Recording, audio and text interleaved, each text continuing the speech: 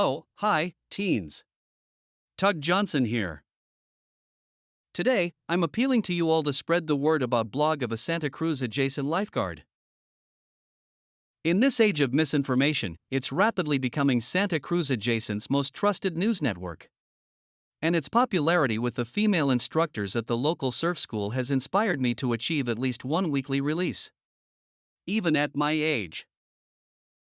Sadly, while me and my Woody are now more popular than ever with the ladies, and I have become Santa Cruz Adjacent's greatest road scholar, apparently I'm still not good enough to win a Veli.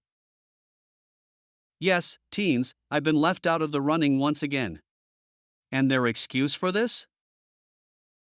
Kindle Vella is Amazon's platform for serial fiction, and the Velis have been launched to reward that way of presenting your story.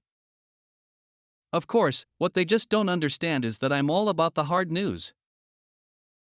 Just look at my last entry. I've always been known around here as an early responder. And not only was I first on scene when our beloved Tower 69 was attacked by a flamer last month, but I was also the first to report about it on this very blog.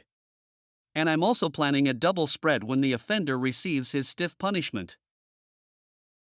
And who is winning these Velis?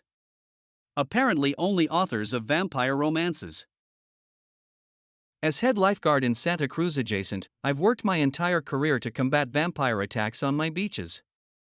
After all, this is where they filmed the Lost Buoys. Even more, I simply refuse to believe that vampires, of any kind, are fiction. Just look at what happened to the two Corys. They went into that director's trailer, begging for a few more lines, and were never the same. I already assumed that the average Kindle Vella author is probably a teenage attention seeker, who is one negative comment away from putting something down her throat. And I guess I can't blame her or her generation.